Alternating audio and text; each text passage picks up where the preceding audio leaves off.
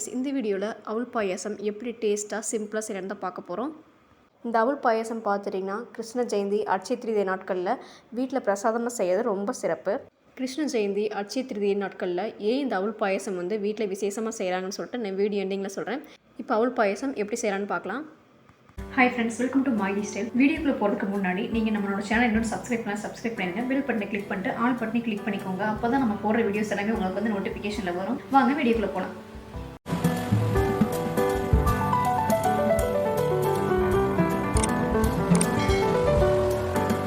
Pan வச்சுட்டு தேவையான அளவு நெய் சேர்த்திக்கலாம்.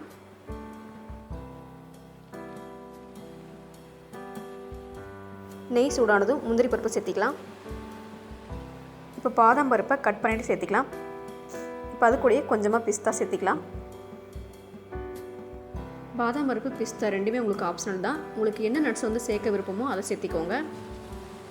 இப்போ இது கூடயே கட் பண்ணி வச்சுருக்கிற தேங்காய் சேர்த்திக்கலாம். நீங்கள் பாயாசத்துக்கு தேங்காய் சேர்க்கும் போது இளம் தேங்காயை பார்த்து சேர்த்திக்கோங்க. முத்தின தேங்காய் சேர்த்துனிங்கன்னா பாயாசம் சாப்பிடும்போது ரொம்ப கஷ்டமாக இருக்கும் கடிச்சு சாப்பிட்றதுக்கு.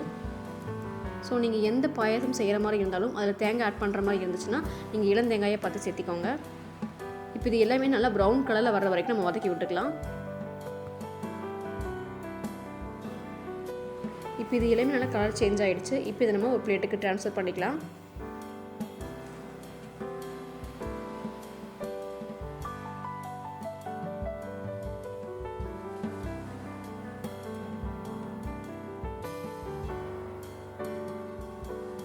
இப்போ இது எல்லாமே எடுத்தாச்சு. இப்போ நம்ம தேவையான அளவு திராட்சை சேர்த்திக்கலாம்.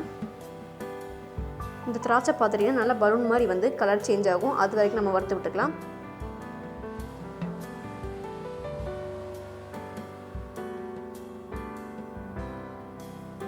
பாருங்கள், திராட்சை எல்லாமே நல்லா பலூன் மாதிரி ஆயிடுச்சு. இப்போ நம்ம இதை ட்ரான்ஸ்ஃபர் பண்ணிக்கலாம்.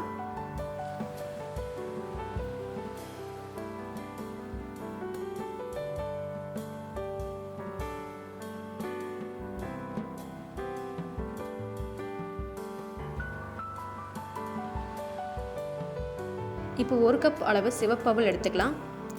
வெள்ளை அவலை விட சிவப்பு அவல் பார்த்துட்டிங்கன்னா ரொம்ப சத்தும் கூட. ஸோ உங்களுக்கு கிடச்சதுன்னா சிவப்பு அவல் சேர்த்திக்கோங்க, இல்லைன்னா நீங்கள் வெள்ளை அவல் சேர்த்திக்கோங்க. அவல் எல்லாமே சேர்த்தியாச்சு. இப்போ இது ஒரு மிதமான சூட்டில் வறுத்து எடுத்துக்கலாம்.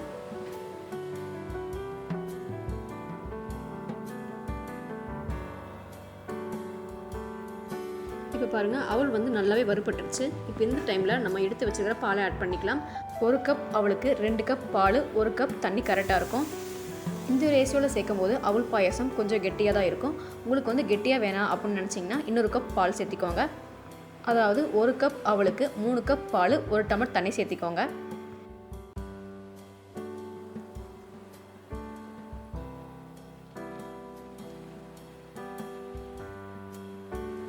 இப்போ இது எல்லாத்தையும் நல்லா கலந்து விட்டலாம். அவல் இந்த பால்லையும் நல்லா வெந்து வரட்டும். அடுப்பை மீடியம் ஃப்ளேமில் வச்சுக்கோங்க.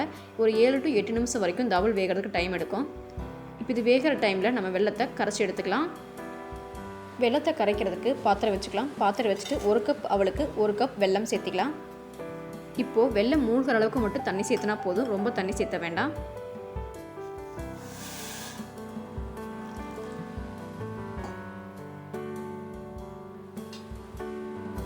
இப்போ எல்லாத்தையும் நல்லா கலந்து விட்டுடலாம். கலந்து விட்டுட்டு கொதி வர வரைக்கும் நம்ம வெயிட் பண்ணலாம்.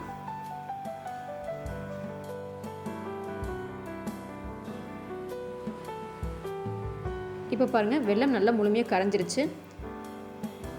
இப்போ இதை நம்ம ஓரமாக எடுத்து வச்சிடலாம். இப்போ அவளும் பார்த்துட்டிங்கன்னா நல்லா வெந்துருச்சு.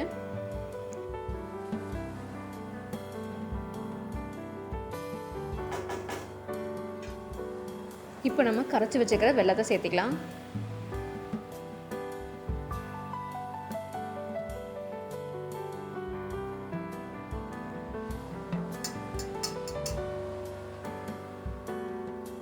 வெல்லத்தை சேர்த்துருந்துமே அடுப்பு ஆஃப் பண்ணிடுங்க. வெல்லம் கரைச்சதில் பாருங்கள் எவ்வளோ டஸ்ட் இருக்குன்னு சொல்லிட்டு. இப்போ இது எல்லாத்தையும் நல்லா கலந்து விட்டுறலாம்.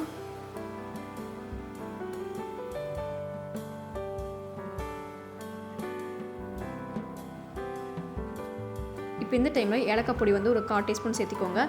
வீடியோவில் ஸ்கிப் ஆகிடுச்சு. இல்லை உங்கள்கிட்ட ஏலக்காய் இருந்தனாலும் தட்டி 2 போட்டுக்கோங்க. இப்போ நம்ம ரோஸ்ட் பண்ணி வச்சுருக்கிற நட்ஸு, தேங்காய் சேர்த்திக்கலாம். அவ்வளோதான், நமக்கு அவல் பாயாசம் வந்து ரெடி ஆகிடுச்சு.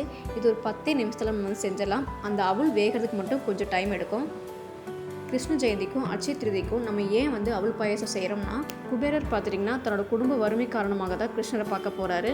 அங்கே போயிட்டு பார்த்துட்டிங்கன்னா குபேரர் கிருஷ்ணர்கிட்ட தன்னோட குடும்ப குழந்தைகள் வந்து வறுமையால் வாடுறதை பற்றி எதுவுமே அவர்கிட்ட வந்து சொல்லலை. கிருஷ்ணருக்கு ரொம்ப பிடிச்சமான அவலை குபேரர் அன்போடு தராரு. குபேரரோட வறுமையை புரிஞ்சுக்கிட்ட கிருஷ்ணர் என்ன பண்ணார்னா, அவருக்கு வந்து அட்சய பாத்திரத்தை வந்து கொடுத்தாரு. அந்த நாளை தான் நம்ம வந்து அட்சய திருதியை கொண்டாடுறோம்.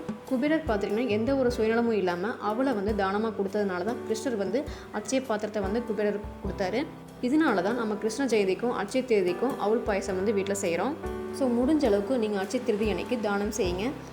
அது ஒருவேளை சாப்பாடாக இருந்தாலும் சரி, அரிசி பருப்பு கோதுமைன்னு சொல்லிட்டு உங்களால் எது முடியுதோ அதை வந்து நீங்கள் கண்டிப்பாக செய்யுங்க. இப்போ நமக்கு அவல் பாயசம் ரெடி ஆகிடுச்சு. இதை ஒரு பவுலுக்கு மாற்றிக்கலாம்.